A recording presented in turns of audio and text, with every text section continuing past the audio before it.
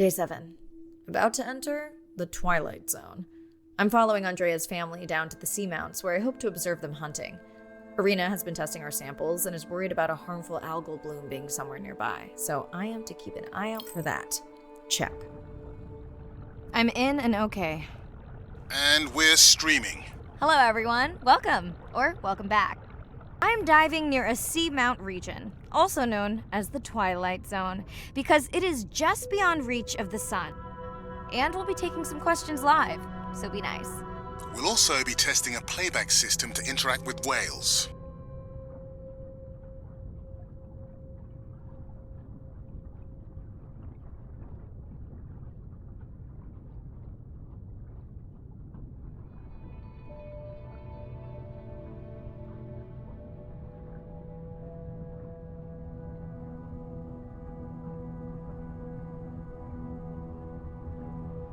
Want to hear something cool?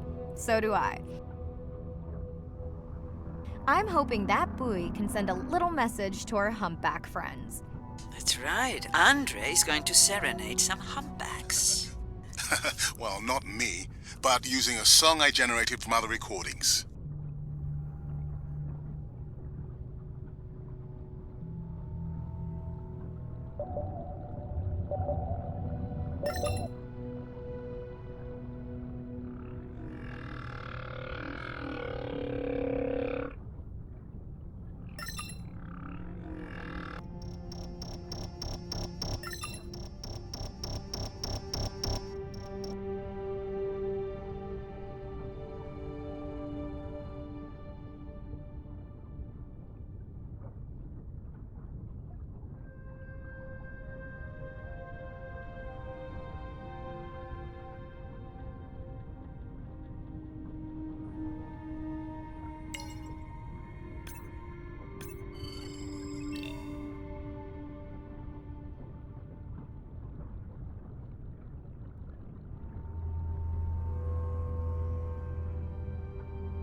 Okay, time to see if any humpbacks respond to our song. Jordan wants to know how you will know. Great question. If we have recorded him before, we'll see if the influence of our song affected his. Scientists believe whales from one region can influence the song of whales from another when they mix.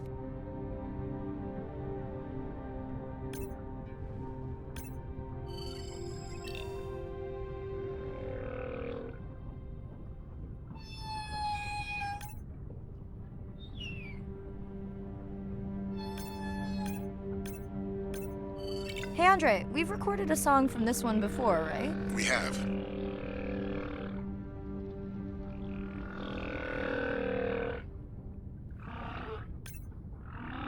How quickly can you compare his two songs? Well, I need to wait for his song to complete at least one full cycle. And how long is that? 20 minutes, maybe more. Wow, that's a long, slow ballad.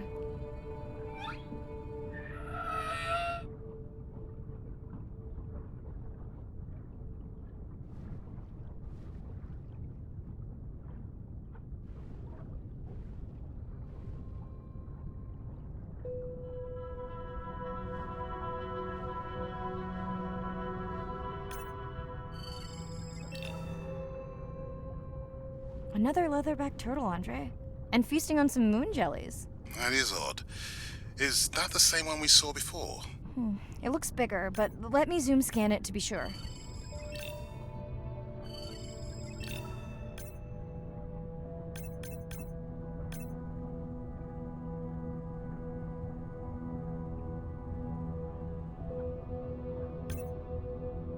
We can run the sample in the lab, but I am sure this is a different one.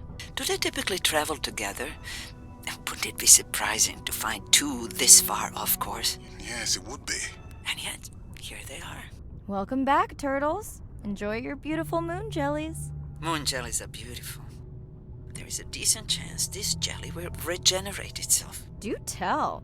In fact, a few species of jellyfish are technically immortal. They can revert from being full grown to their younger state and essentially start their life cycle over. Thank you, Irina, who will make us all immortal one day.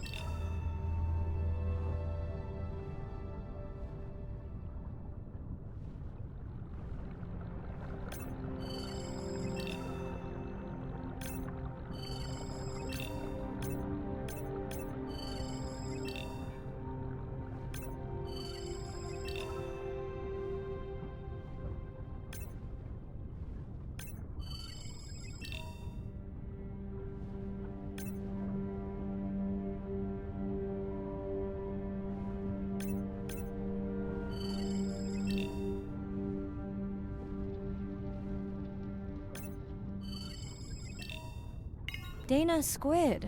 It looks like they're hunting... Lanternfish. Well called, Irina. We'll make you a sea witch yet. I'm sorry, a what? Let's scan a few to pick up their hunting behavior. Here goes.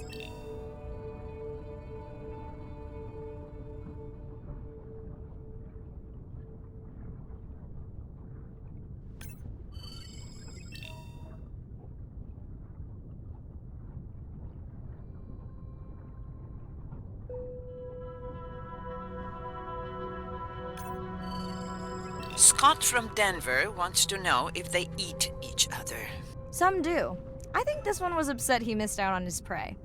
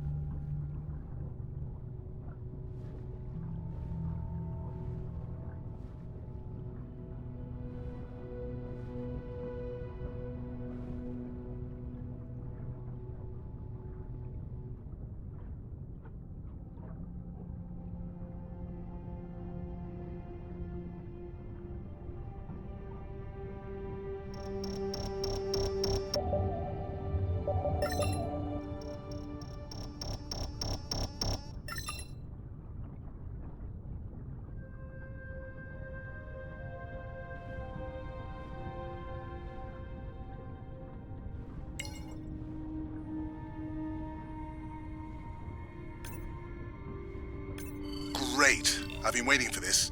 I've just activated your UV light. First of all, don't mess with my suit when I'm diving. Secondly, you spoiled my surprise.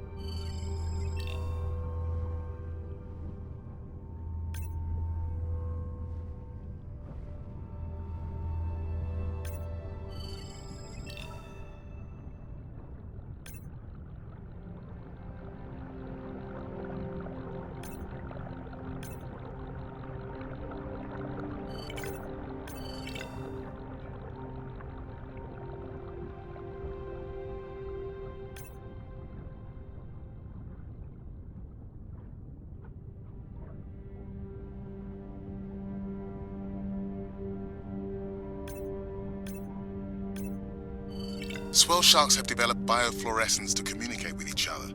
Their eyes have special adaptations for the UV light. Now you can see what a swell shark sees.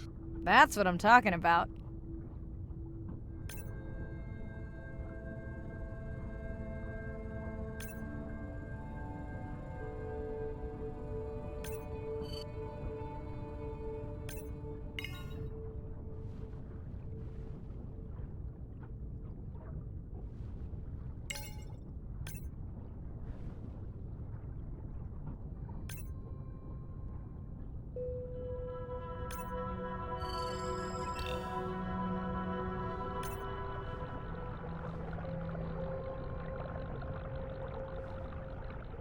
What am I looking for here?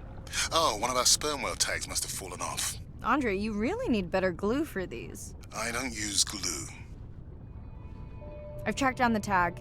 It's in a cave. I wonder how it got in here.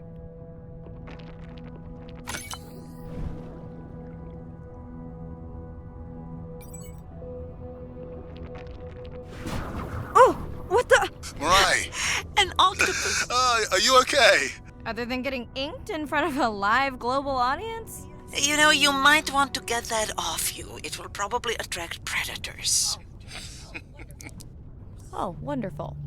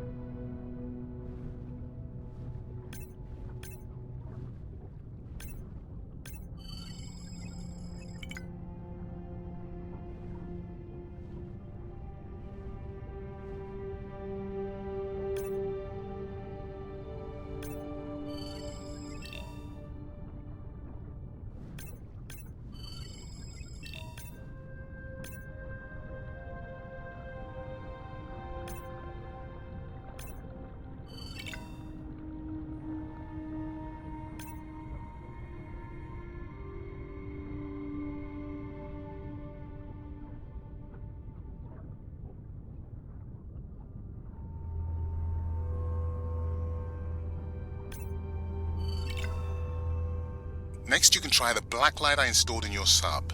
You did not. You did install it in your dorm room back in the day. Your wife showed me pictures. Well, uni was a good time.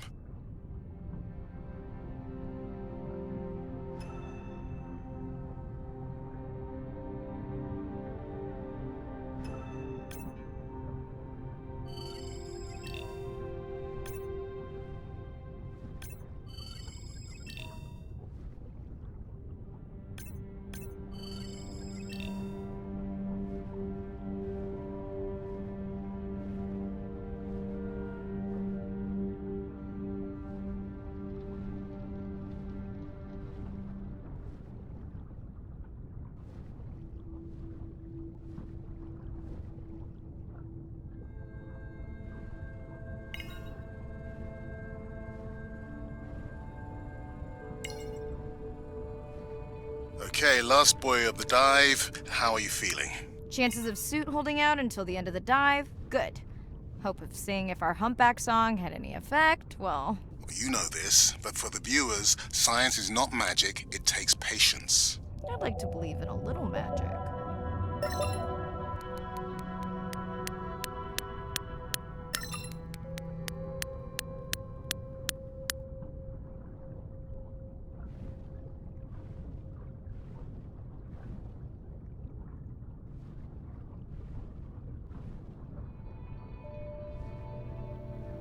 Sperm whale. I think it's. Yes, it's hunting!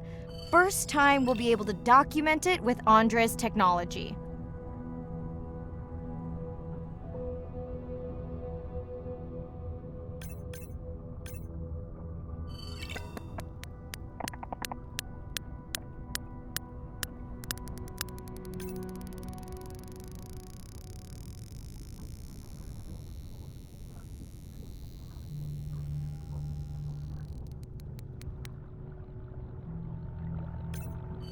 Come on, come on. And then the buzz. I got it! Raj from Mumbai wants to know, what's the buzz? I think he was making a joke. Got it. But what is the buzz? How is it used? We're not entirely sure, but definitely associated with being close to prey. This is just the warm-up. The real fun will come in the deep.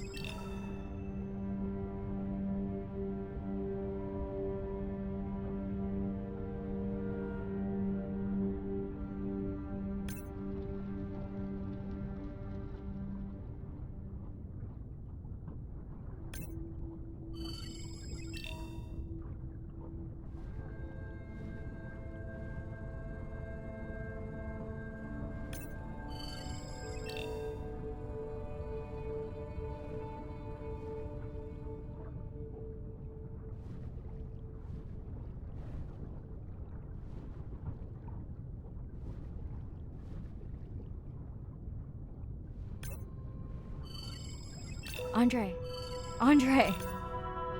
Well, there's no way these little ones are thousands of miles off course. Right, Andre? Give him a minute. Right. Let's scan a few of these to get their gender.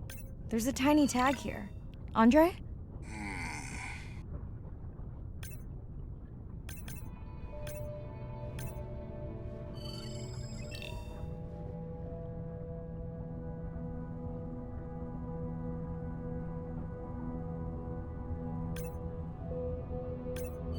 Chen from Shanghai wants to know why you care about their gender. Well, their sex is determined by the temperature of their nests. Warming beaches wiped out the turtles in this region. Believe in a little magic now, Andre? I may just start, but let me check on that tag first.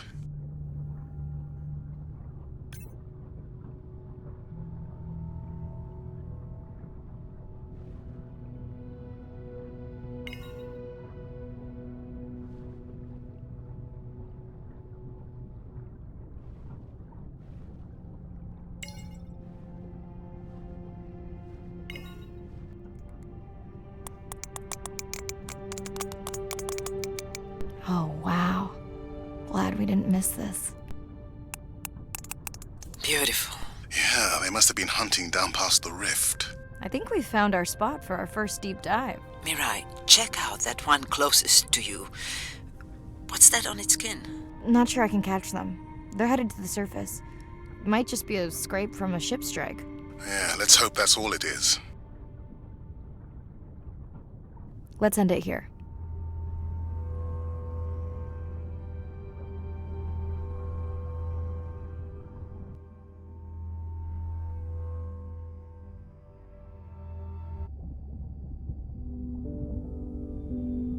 I know it seems like Andre worries about everything,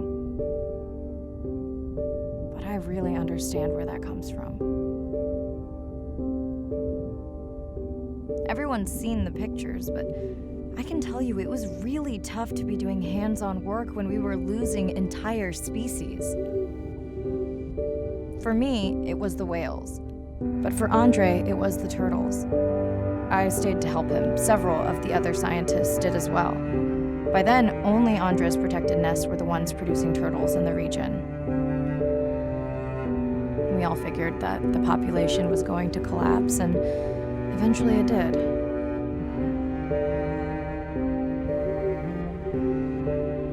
But seeing this large man spend day after day carrying tiny turtles from the nest to the water, it inspired us to stay.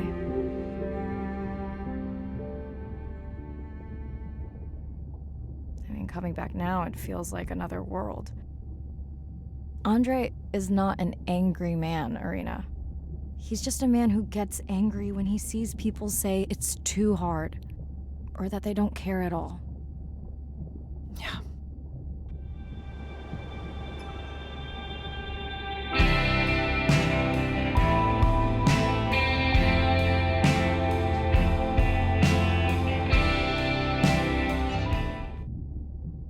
Hi, Mirai. Sorry to miss the post-dive brief. I've been listening to our Humpback recordings for hours and got myself in a kind of funk. Actually, I started listening to the Humpbacks and then switched to Miles Davis. Anyway, I don't see any clear sign that our playback influenced any of the other whales yet, but I just know we're on the right track. I'm sorry to be in such a mood. Don't know what to make of those turtles or what's going on with our sperm whale family. Right. Catch you in a bit.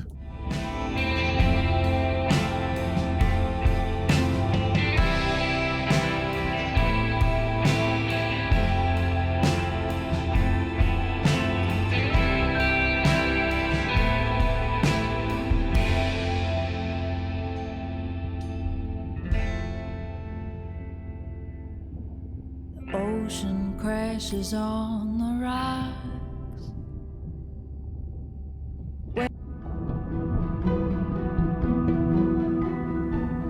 Jellyfish have mechanisms of self-repair. They're constantly getting bitten by turtles and chunks getting taken away. 50% of the jellyfish population are wounded.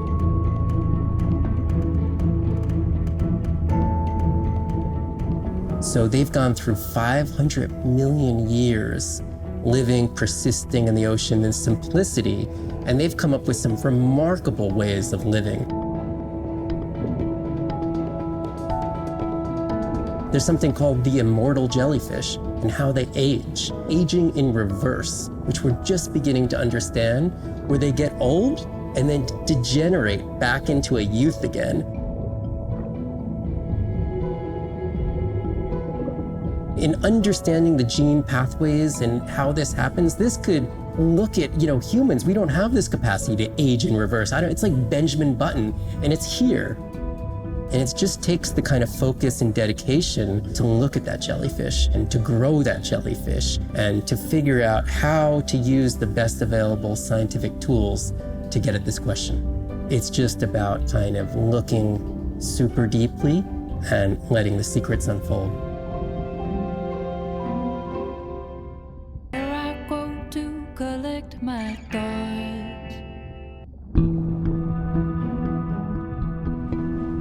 The energy from our star flies through the universe, through our atmosphere, and hits us at the ground.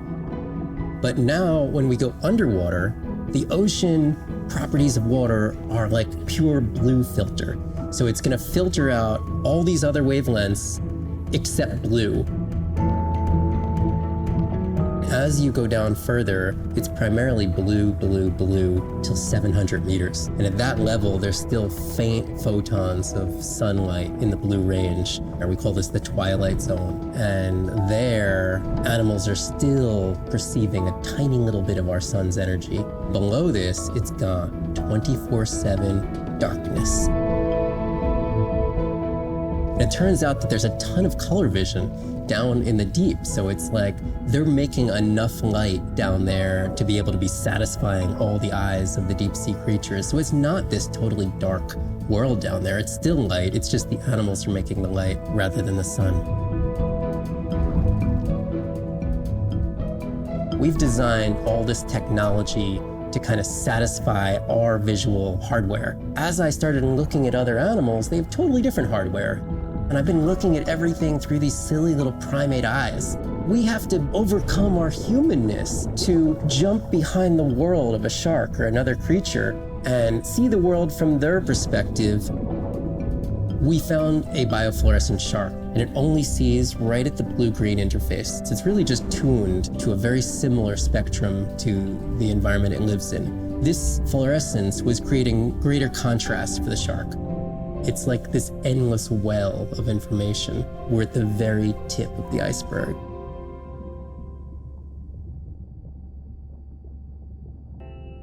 Of this new life.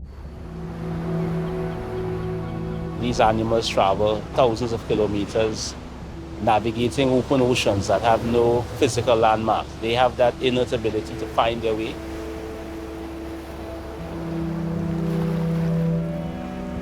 They're only sharing our beach for a short point in time, but they need protection because man has brought an ancient species to near extinction.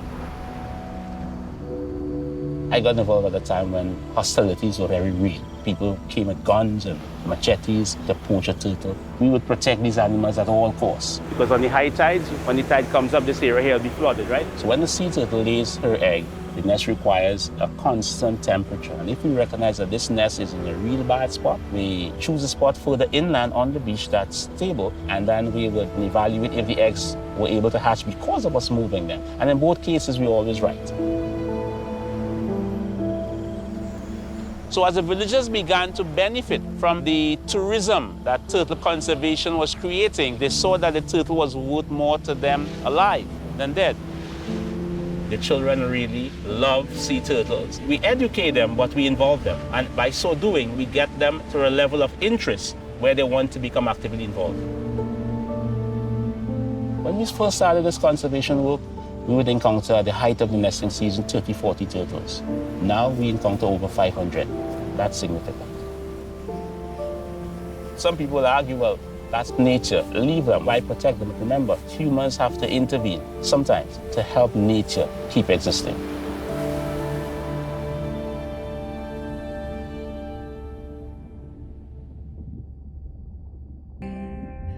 I think I see a new light. Coral garden lives below. The pink expanse above me grows into a new light.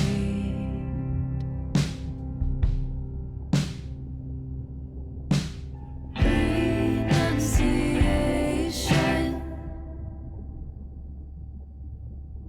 in the eye of the beholder.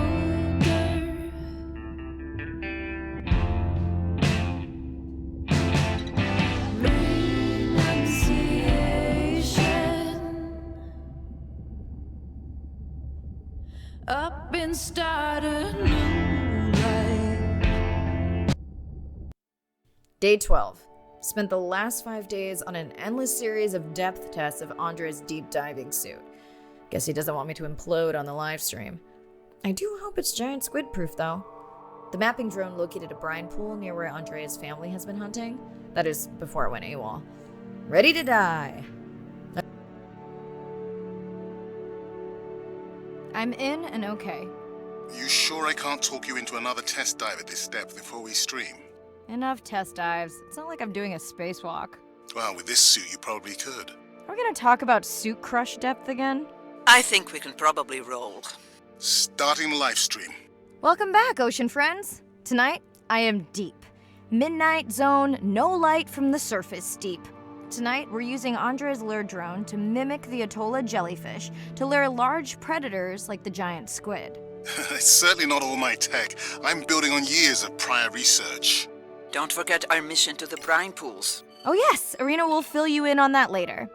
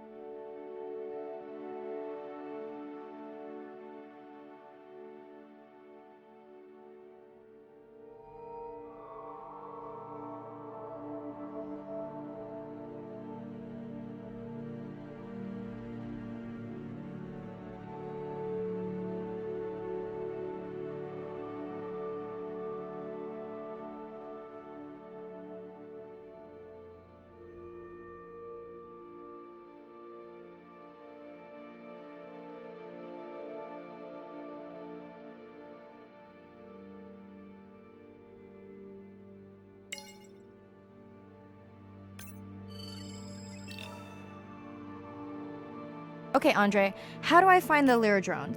Look for blinking red lights in the water column.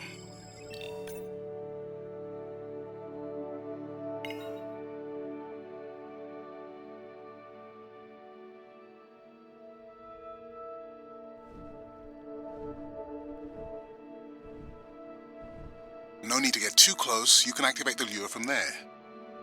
Andre, have you done this before? I haven't, but others have. How long until we can expect the lure to attract a predator? It's hard to say. It's a big ocean. But if you lose patience, I would find some real Atolla jellyfish. I have a feedback system set up to improve the lure as you scan them. Of course you do. For those watching, we will be scanning these Atolla jellyfish to make sure Andre's lure matches the real thing. It does, but it can always be refined.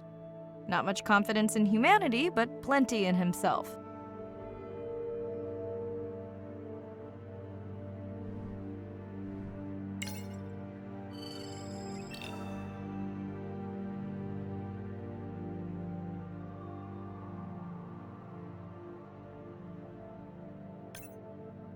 Got the jellyfish scans, though Andre doesn't need them. In truth, they should improve the lure. I would not waste your time. Getting a few impolite comments on the screen pointing out that giant squid don't feed on Atolla jellyfish. They're right. Actually, the Atolla puts on this light show when under attack, in order to lure creatures big enough to eat their attacker. Might have some useful human applications. I think we need more Atolla scans to approve the lure.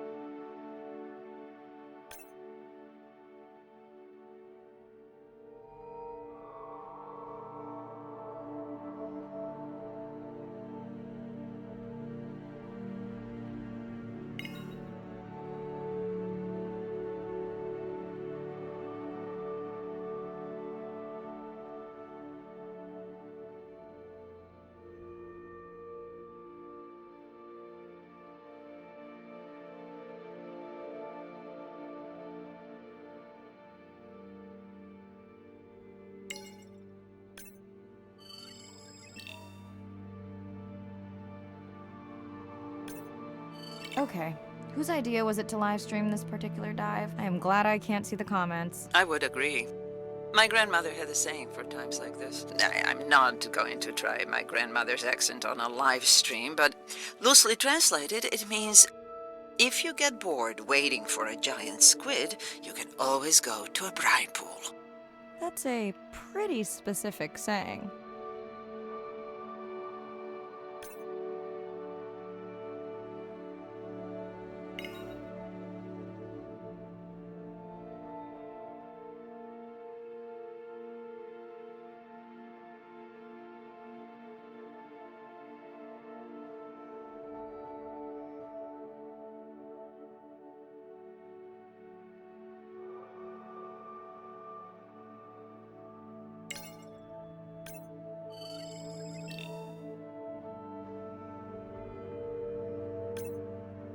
I noticed that these atollas were already making their blue alarm before you swam close. Most likely a sign that they have detected predators in the region that threaten them.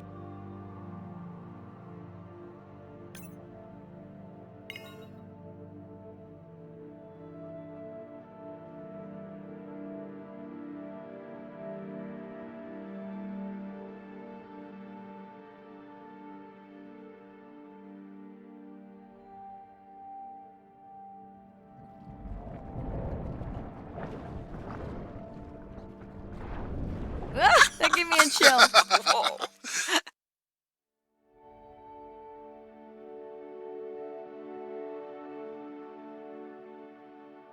I know how much you enjoyed that, but do you mind if we check out the brine pool before we check on our whale cam?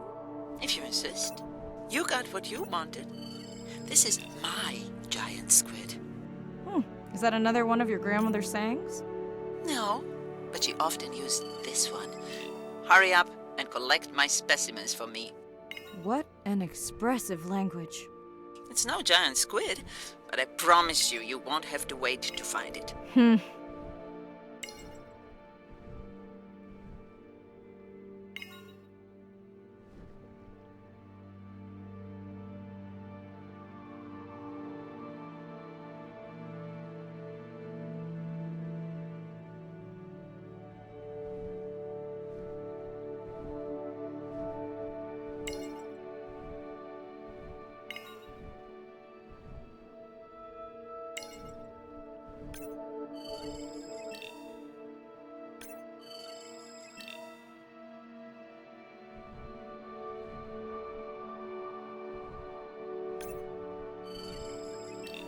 At long last, welcome to the brine pool. I know it's really a salt lake under the ocean, but it looks more like a witch's brew. I have been teasing Irina, but a brine pool is a diverse microenvironment within the ocean. It has its own ecosystem. And each one is unique. So that means the microbiology is unique and could hold groundbreaking solutions to human problems. Each time I take new samples into a lab here on this ship, it's this magical discovery moment where I tingle all over. I fund my own research so I can pursue what I know to be important. And people ask me, how much money are you going to spend to collect some bacteria at the bottom of the ocean? If these bacteria hold the cure for a disease that relieves even just a small amount of human suffering, how do you put a price on that? That is some giant squid.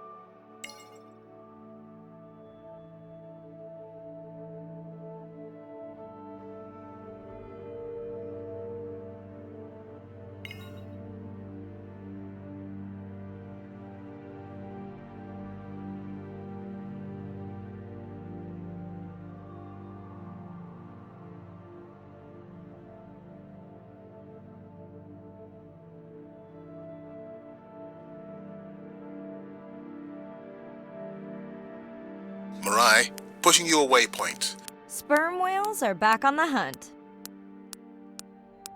Look for the drones. They will seek out the sound of the sperm whales and then idle nearby. We hope that today, Andrea's tech will make it possible to document how a sperm whale hunts the giant squid.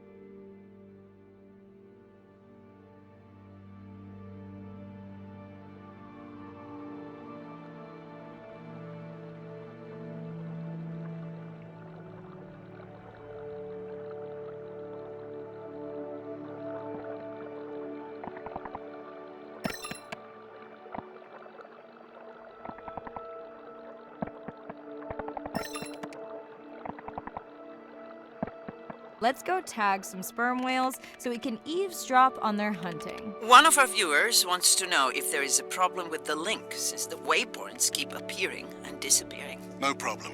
The drones are in stealth mode, so they will only track the whales by sound. I better swim fast.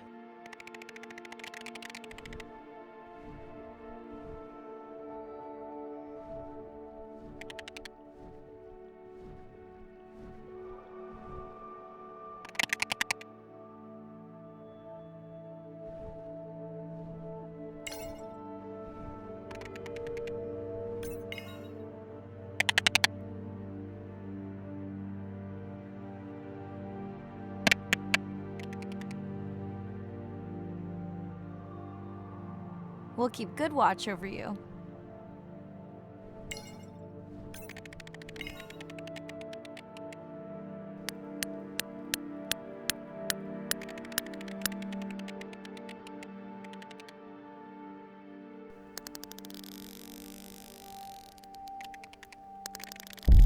Whoa!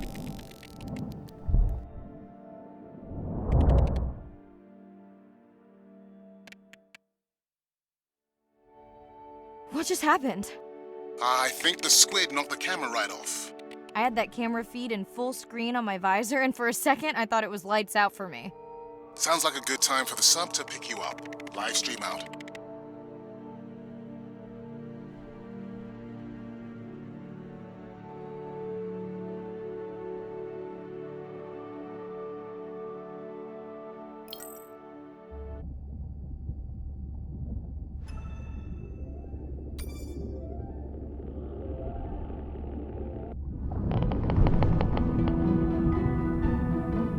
Sound to whales is everything. It's their hands.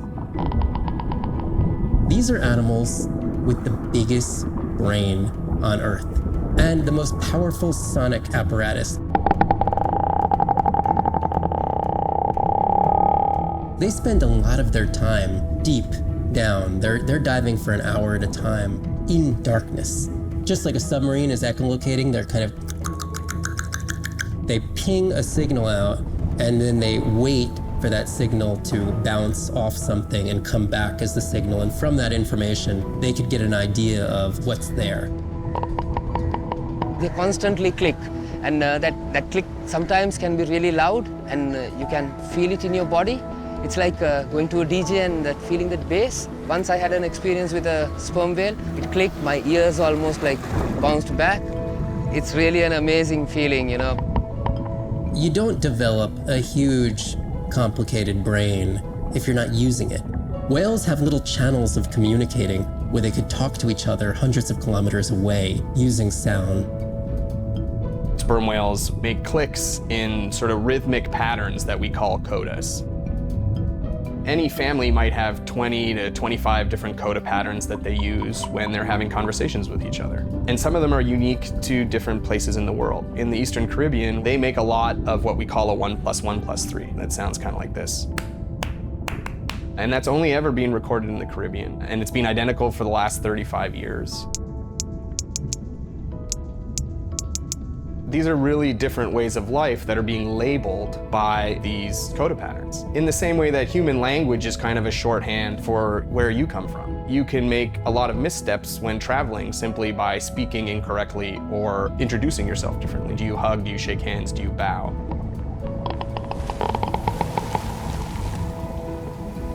And a growing concern has to do with the noise that we're putting into the ocean. Everything we do impacts everything they're doing. The sound is causing high levels of stress in animals like this. No one wants to live at a rock concert. You can imagine trying to have your home inside an arena while some metal band is playing. And that's increasingly what the ocean feels like.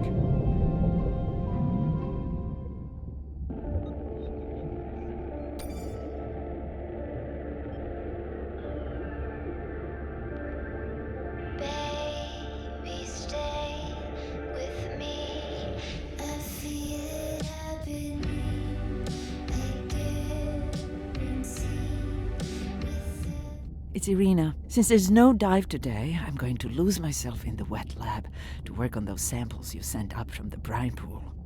Hey, have you listened to my daughter's track? Interesting, right?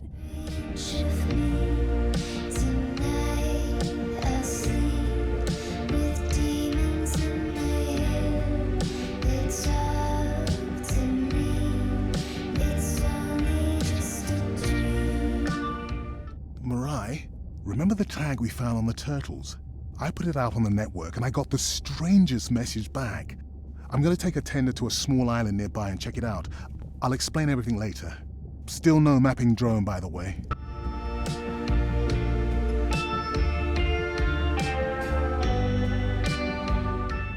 Hey, it's me. Nana didn't qualify for the study. Doctor says we missed the window. Whatever that means. Hard to tell what she remembers now. It's tough. Not sure my head's 100% there with school. Honestly, seems like a waste of money. Anyway, see you.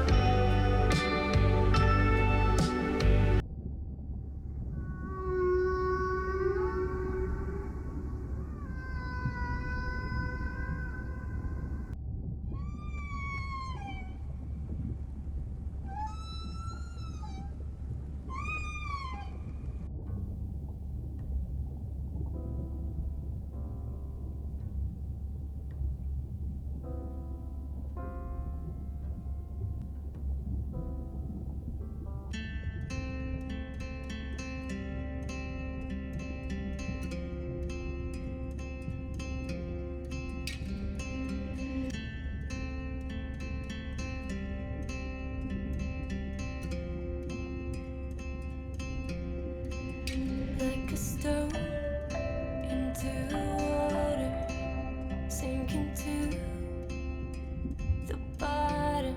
I let the air out, I disappear further and further and further.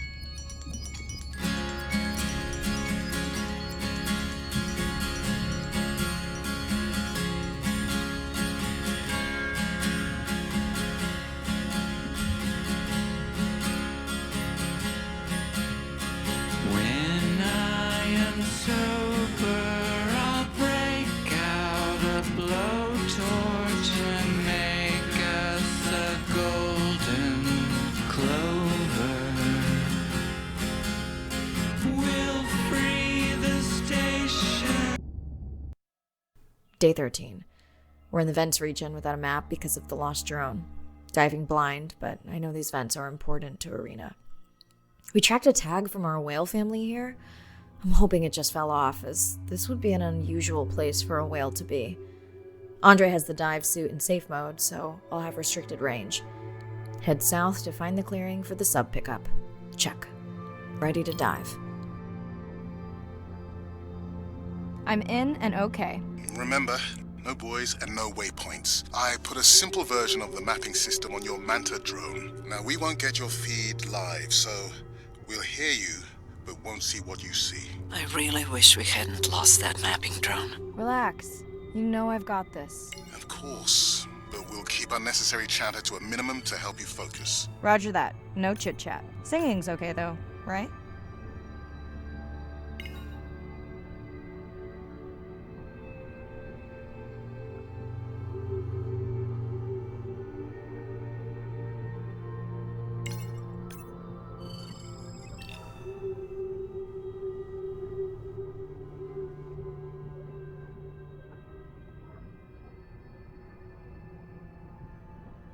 Irina, how will I know the difference again between a dormant vent and a live vent?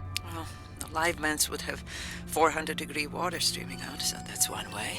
Check. Wide berth in the live hydrothermal vents. Sorry, I thought my mic was muted. This is a dormant field. No live vents.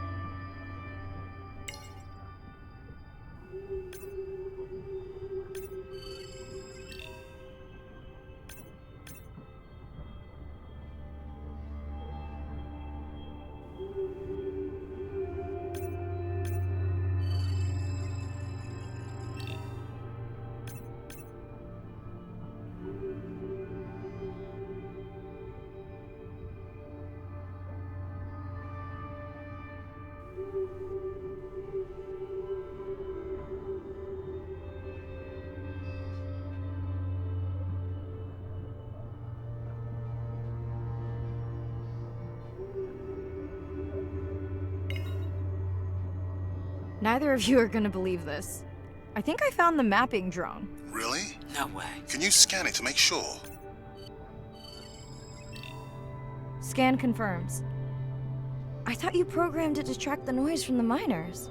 I did. I definitely did. Maybe you never committed the change. You were pretty exhausted that night. Maybe.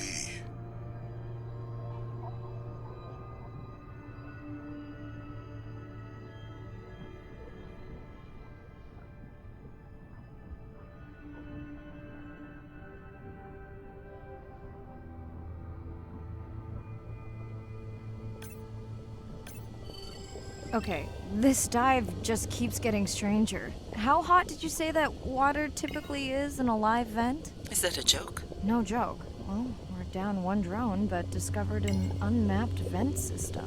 Mirai, this is great. I truly believe that these systems are the key to understanding the origins of life. Thank you so much for doing the dive under these conditions. Actually, that might be the answer. What? To why the drone died. We were talking about the origins of life. My mind won't stop if it can't fit all the pieces together. The mapping drone may have cruised too close to the vent. It's got more delicate equipment on its underside that are not rated for anything close to that temperature. You sound almost pleased. Well, it's better to know the flaws so you can fix them. I know we're giving me the silent treatment, but I think I just discovered a new species of octopus. Not sure I can confirm that with just one scan. Sorry, didn't copy that.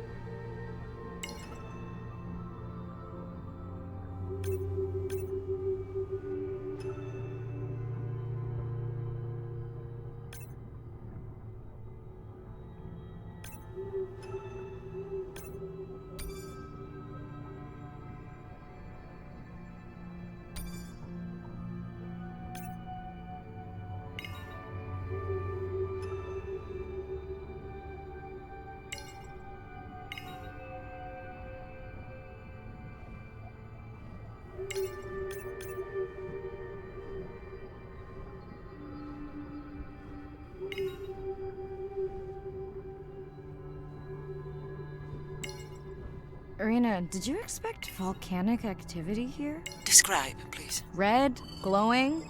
Need more? Mirai, I would give that a very wide berth. Like maybe from your sub.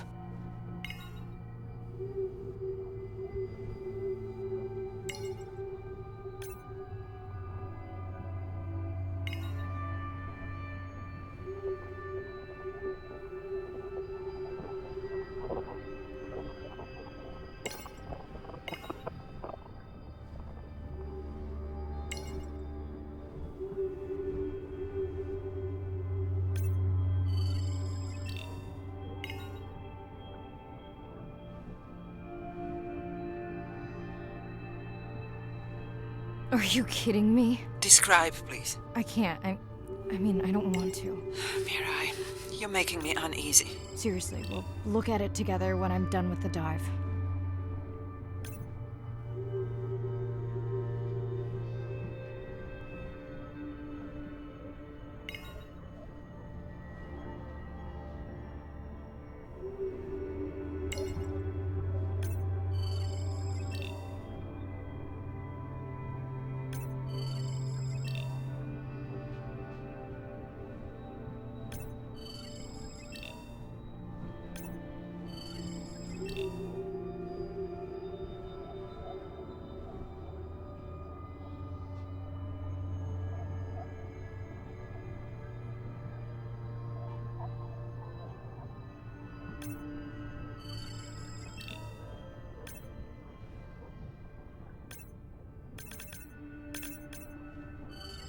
Oh no!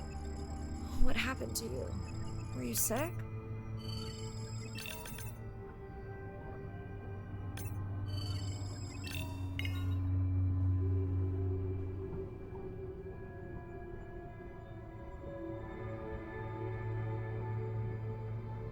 Are you okay? Just getting a few last scans.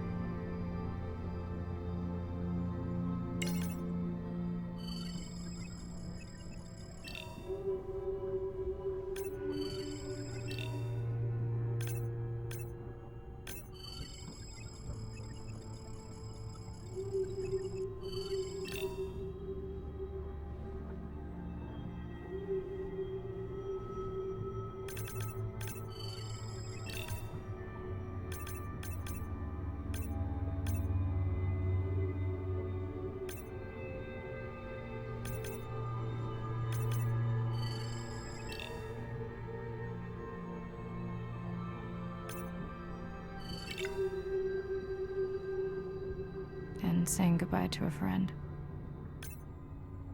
Can you send the sub?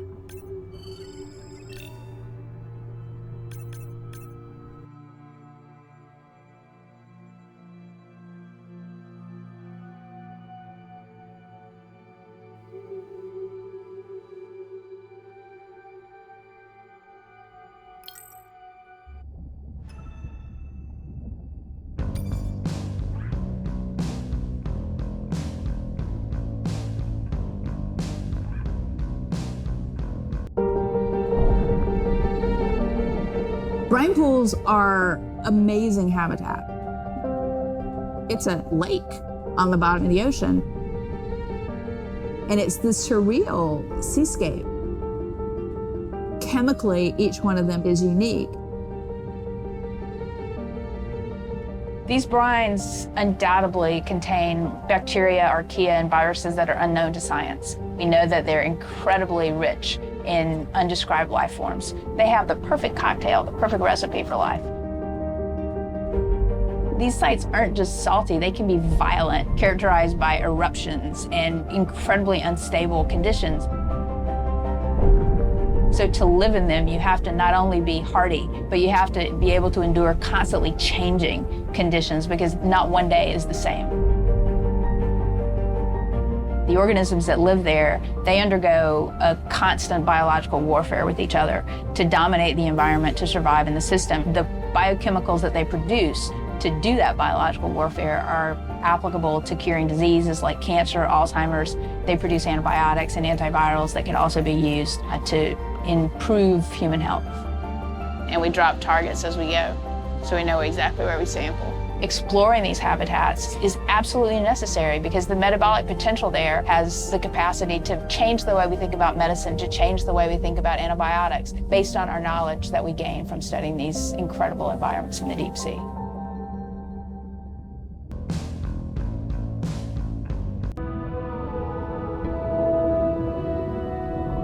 Imagine if I was sent in to go study the Mona Lisa and I come in with a pair of snippers and I'm like, I'm gonna need to cut this baby up a little bit to see what kind of chemical composition is going on there. Like, you wouldn't do that, right? We don't have to kill these animals. We don't have to kill to understand. If we could do a single cell, that means we don't need to kill 20,000 animals to be able to really understand that one. We could do our work much more non-invasively. So we are working this year on a new project to deploy tags on orcas. We need to learn more about the diet and how they use the habitat. So by deploying those tags, we get the information we need. It is the least invasive method. It is suction cups. So it is not a scratch on the whale afterwards, which is something we really like. In the deep sea, we use these like robotic claws from the oil and gas industry that gets you the sample, but this is so archaic. So we've been designing something called squishy robot fingers, which are ways to be gentle when we study the deep sea. But I think we could even take this another level. There's some organism, we quickly encase it. It's like a medical checkup. We give it a swab to get its genome. We image it from all directions. We open it up, the animal goes away, and we have more information than we've ever had before. These animals are Mona Lisas. Our perception of them should change. We should be more delicate.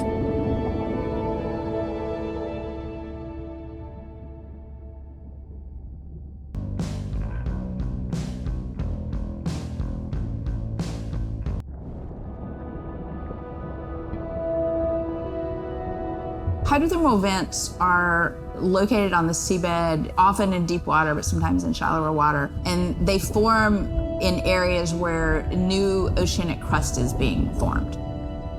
You can have 400-degree water here and 2-degree water over here. It's an accelerometer for chemistry, and you can form organic compounds in the absence of biology. Everybody's interested in vents because of the metals, including humans. But the metals are sort of the nuclei for life.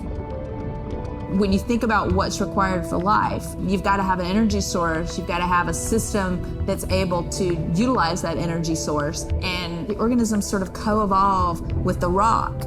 And in my mind, that's probably how life originated. There are reservoirs of precious metals in the deep sea. We do have societal needs for precious metals. It's very short-sighted and dangerous to exploit resources in ecosystems that we don't truly understand how those ecosystems function. Deep sea mining is when people go out and extract minerals from the seafloor.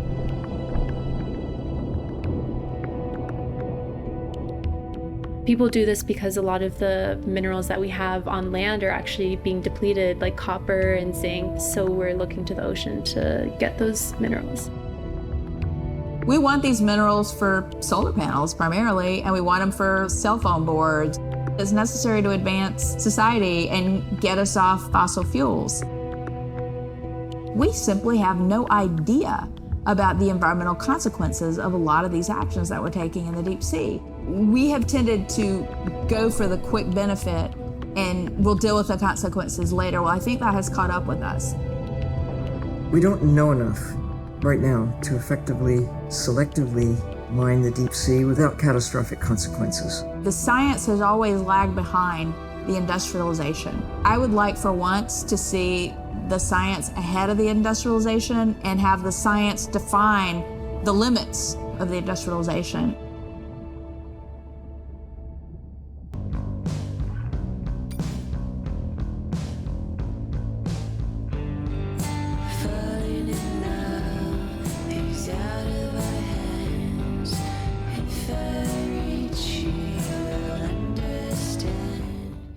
We watched the video log from your dive. I'm truly heartsick. I'm furious. Where should we start?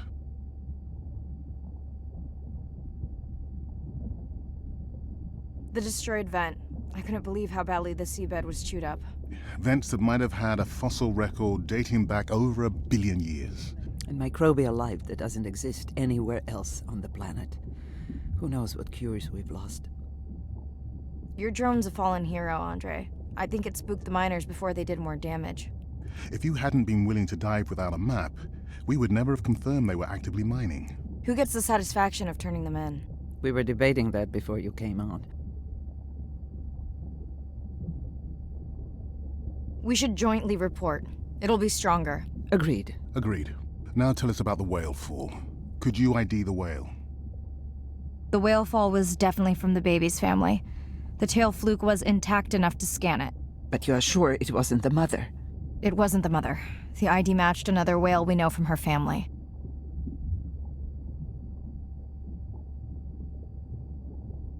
But it was an older whale, so more vulnerable. Do you think there's any connection to the miners? They did plenty of damage, but I don't think the whale fall is on them. I can pull out anything from the scan log that might be worth investigating. Already have. Can you turn these into dive objectives? Right. Catch you in a bit. I can reach your teacher's swim. A piece of driftwood, your new best friend. Keep you dry until you fall in. If I fade, I'll always be your friend. Find the beauty while you can. But in mine, got into.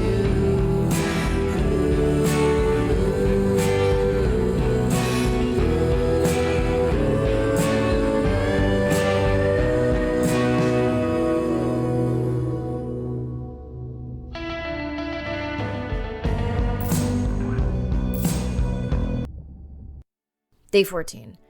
Irina's analysis of the whale fall shows evidence of toxins from a harmful algal bloom. We have to find Andrea and her family and get biosamples. On a positive note, Andrea's side trip was a success. He found an amazing group of teens who have been nurturing the turtle population back to health. Running out of dive time, especially if I go home early. Ready to die. I'm in and okay. This area looks so different at night. I used to love diving in the moonlight. The pod was active in this area as recently as an hour ago. When was the last tracking data for the baby or its mother? Days ago. But they could be with the pod right now and just not making any noise.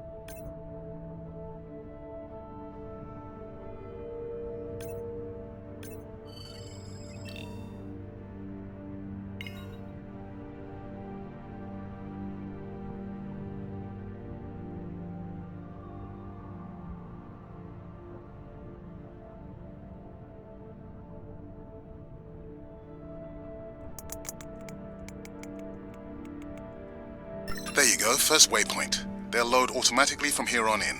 I have the Explorer drones patrolling to get as many eyes and ears looking for the pod as possible. Do I need the buoys? No, we'll use the hydrophones on the drones. They don't have the range or fidelity of the boys, but we need speed.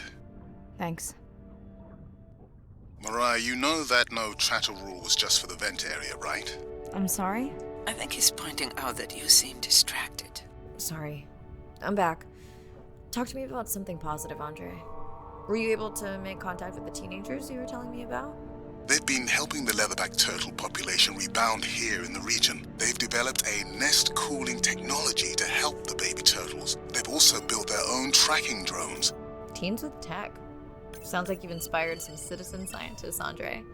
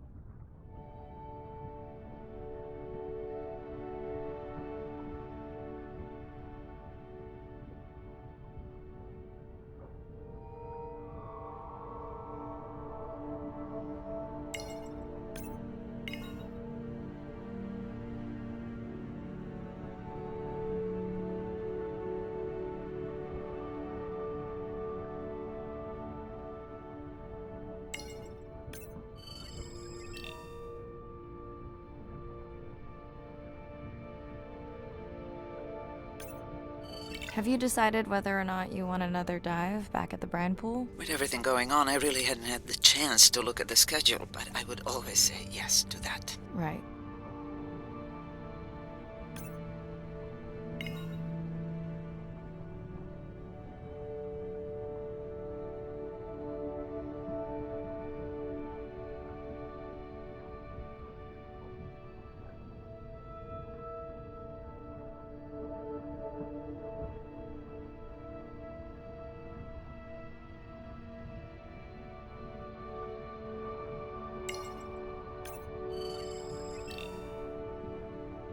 I found the underweight orca. If you can easily collect a sample, we might as well screen him for toxins and pathogens.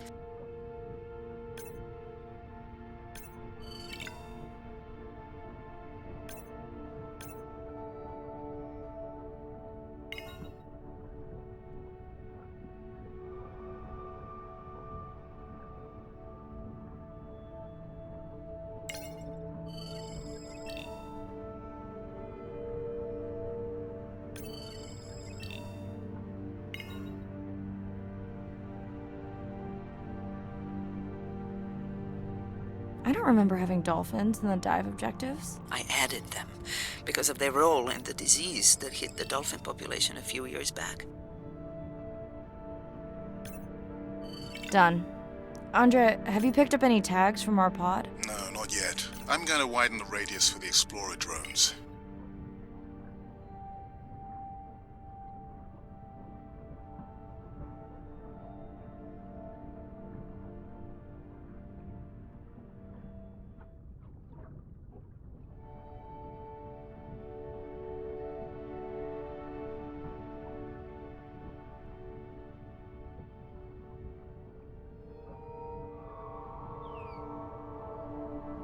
I'm near the waypoint and can hear a humpback singing, but I don't see it. I think I'm losing it. It's gotta be close. I feel like it's singing right in my ear. Try a scan visor.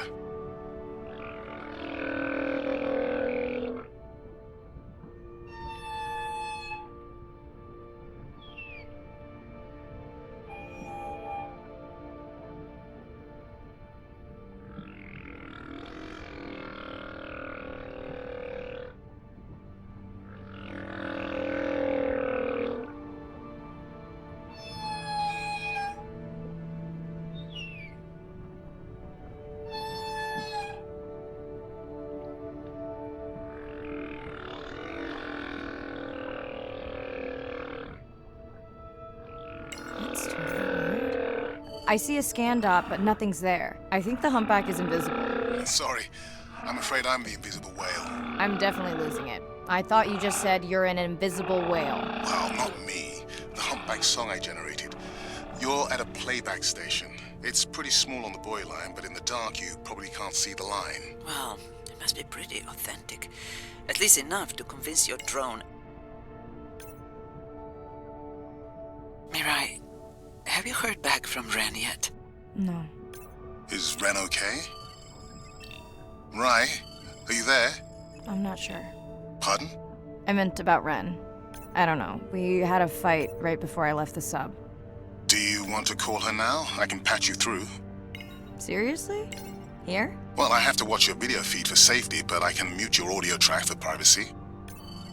Wow, I've never talked to her while I was diving. No, I'll wait for the sub.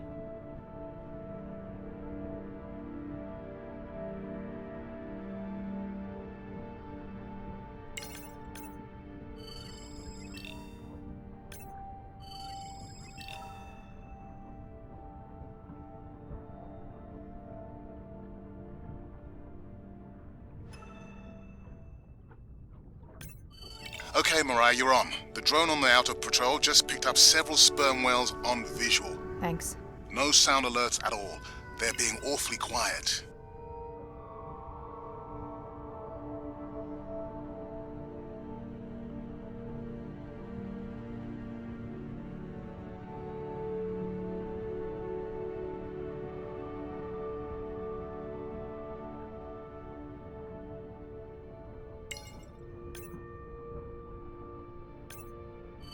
I think I found the pod. Yes, that is them. I don't see the baby, but it's a little dark. Why aren't they moving? They're sleeping. I had no idea. They look alien, but beautiful. If you don't mind, I'm just gonna mute my comm while I get the samples. I don't think they can hear us through your visor. I think she is the one that is needing some quiet. Thanks, Irina. Catch you at the sub. Mirai out.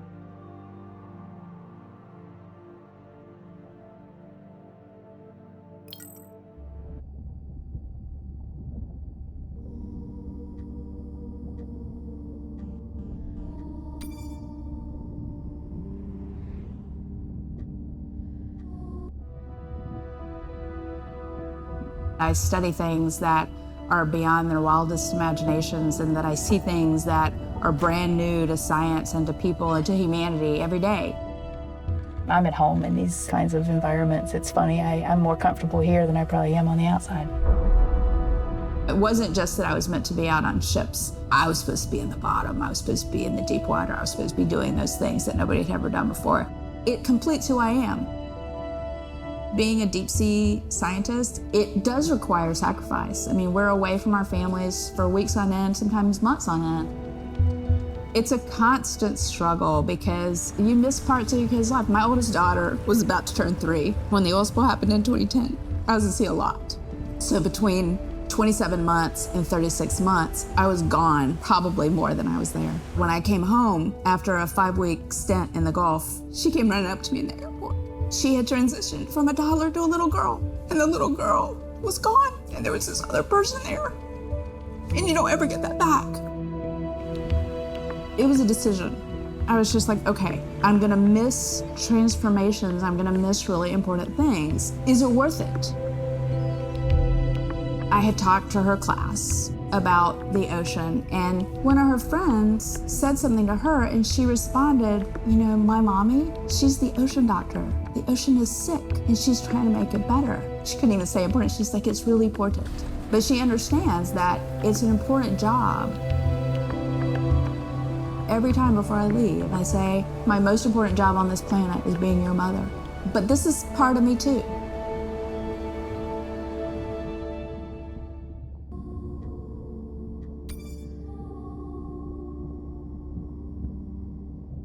Baby, we don't have much time, so say exactly what's been on your mind.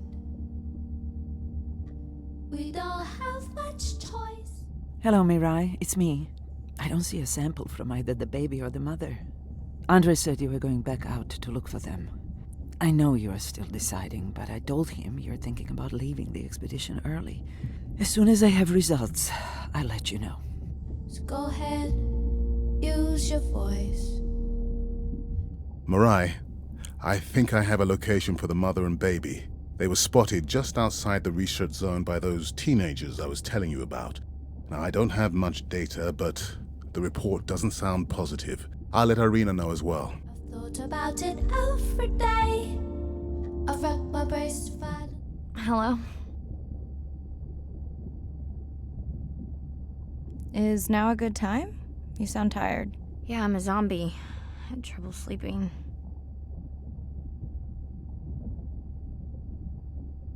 Did the doctor say anything other than Nana missed the window? Not really. Did you ask him the questions I said? Didn't seem to be any point. Listen, I'm exhausted. I'll catch you later, okay? Bren, please don't hang up. Bren? Okay. The way.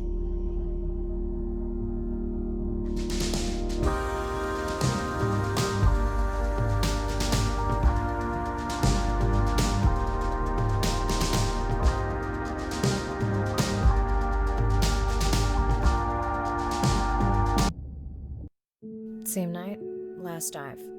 We're near the coastal area where Andrea and her mother were last spotted. Suit checked and rechecked. Can't risk any exposure in case the bloom hasn't completely resolved. Hard to swim after absorbing neurotoxin. Seriously. Diving now. I'm in. Mirai, are you sure you want to do this dive? I'm okay. And you're sure you want to record in our streaming format? Yes. Ready? Recording now. Tonight we're recording from the open ocean in the Western Pacific. For those of you who are returning, we're trying to get an updated status on the mother and baby sperm whale that we've been following on our stream. We're recording tonight's stream because we have reports that the mother whale is distressed, and we don't want to surprise viewers if these reports are true. After discovering a whale fall in our research zone, we suspected that the whales may have been exposed to a toxin or pathogen, and are currently investigating. Samples from several females in the pod tested positive for a toxin that we believe resulted from exposure to a harmful algal bloom near the coastal area just outside our research zone.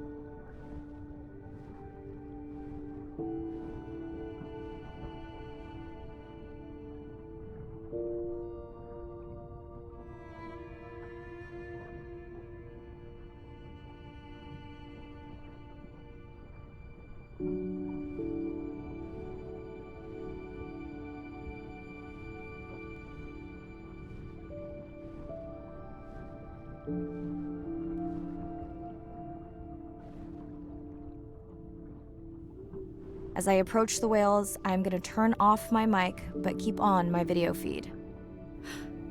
No.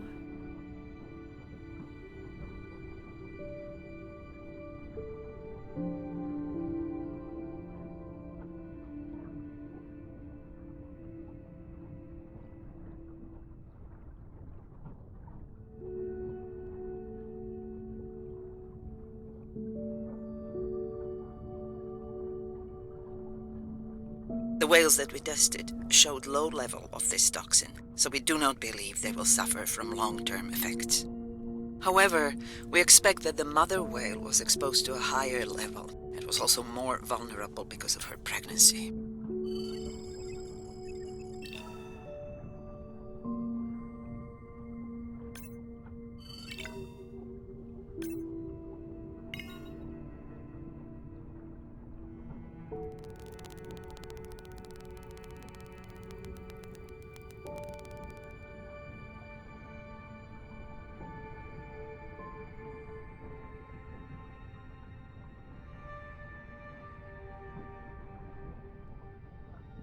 Andre, those orcas sure look like they are threatening the baby whale.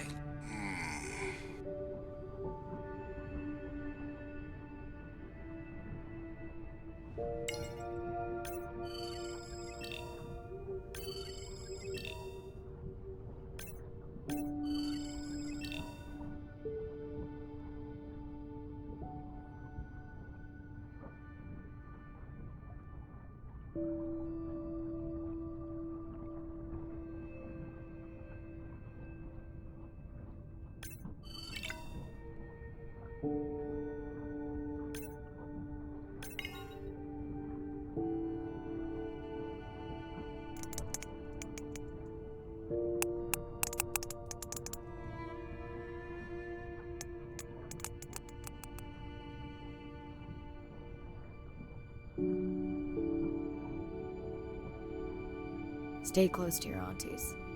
They know the way.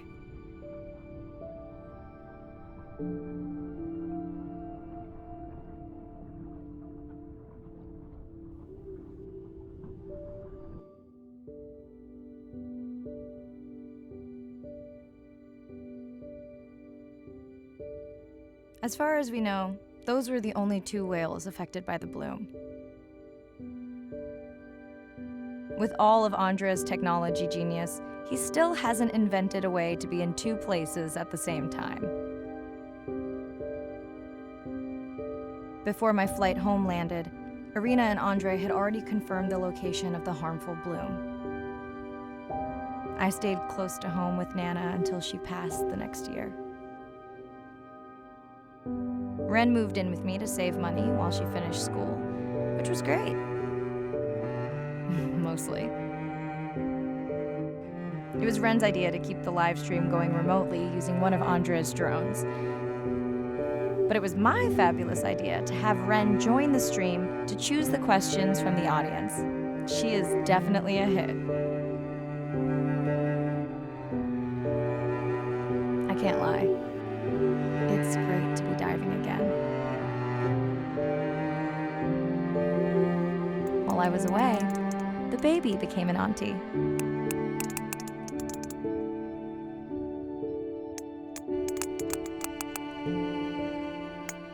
I think she likes it. She still buzzes me when I play my coda sounds, so that is still a mystery. But I swear, we understand each other completely.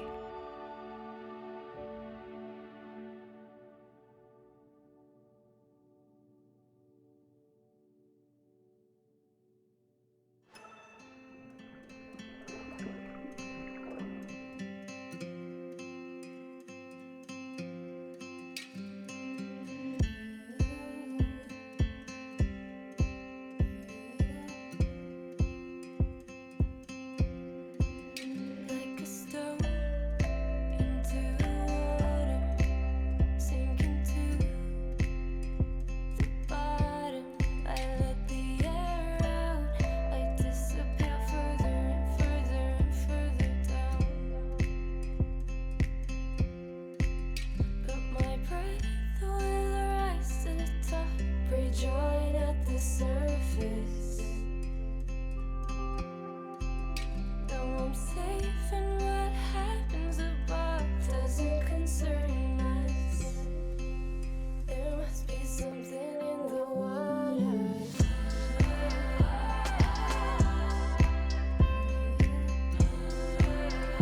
must be something in the water.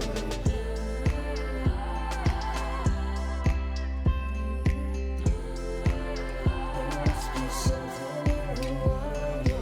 Drifting, I'm not afraid of the silence. Pressure overhead, but the weight's off my chest. I don't have to hide, I feel the emptiness. I could stay right down here and become the stillness. But if I could go back now, I wouldn't be this strong. I'm alright down here, escaping time. I'm right where I belong. There must be something in the water.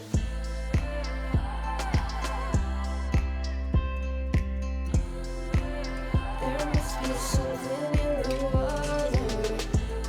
I disappear further and further and further down. There must be something in the water.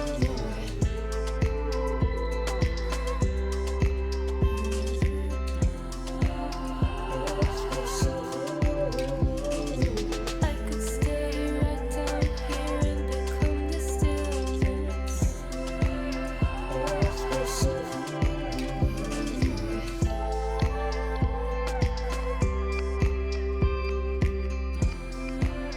There must be something in the water.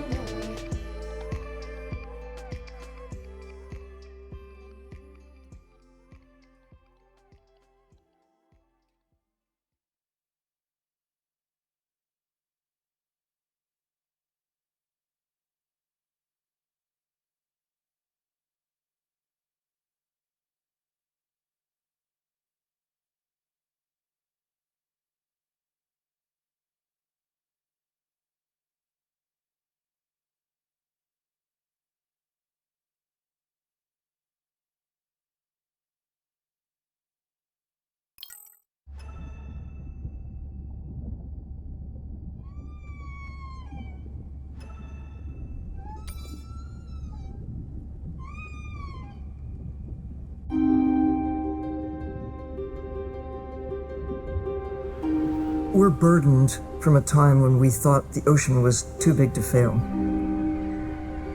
You can't take anything for granted. Even though the ocean is so big, it is sensitive. The oceans are the kidneys of the earth. They recycle material and filter it out. Most people don't know that. They're not aware. They see the ocean as a sewer that they can dump anything into, and it's out of sight, out of mind. Nothing is out of sight, out of mind on this planet. Everything is connected. We are absolutely in this mix of biogeochemistry, and our role so far has been consumptive and destructive. If we are to continue to have a planet that works, we have to heal the harm we've caused. What's the worst case scenario if we deny that the climate is changing, but actually it is, and we do nothing? Then billions of people's lives will be directly affected just by sea level rise alone, let alone the other effects of climate change. So it's not about who's right, it's about the consequences of being wrong in the decision that we make right now. Educating everybody, from school children, fishermen, tourists, if we can manage to do that, we have a very good future and we can gain a lot from the ocean. If we could establish the foundation for interspecies communication, we can make first contact. And that's where I hope the future goes. Because what we really want is curious, conscientious, and a self-correcting population. you changing can affect all the people around you. To walk instead of drive, to buy a hybrid, to ride a bicycle, to not use single-use plastic. Imagine if everybody did that. The effect would be tremendous. We do have the power of choice about what we eat, what we wear, how we travel. All the things that we do in an everyday way, times 7 billion, will make all the difference in the world. We must protect the ocean as if our lives depend on it, because they do.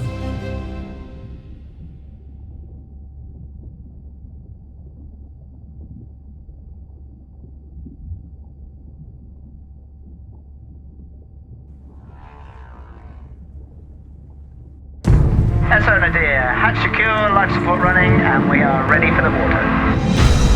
Oh, yes. Look at the length of that thing. He is wider than the sun. Is long. No one has dived to 1,000 meters in Antarctica. My depth, 1,000 meters on bottom, over. As a scientist, I can tell you we discover something new every time we go out. That's been my drive, to discover things, to uncover mysteries that we can then solve. We're on a new frontier of ocean exploration that will bring out the explorer in all of us. We're partnering with the Ocean X Initiative to build a mind-blowing platform for exploration. A research vessel that's a one-of-a-kind ocean conservation and media platform to explore the world's oceans in ways that were never before possible, to create one big wave for the oceans. I think it's really exciting. There's still a massive part of this planet we know nothing about. We need to make people understand what we do in the next 10 years is going to determine what the ocean looks like in 200 years' time.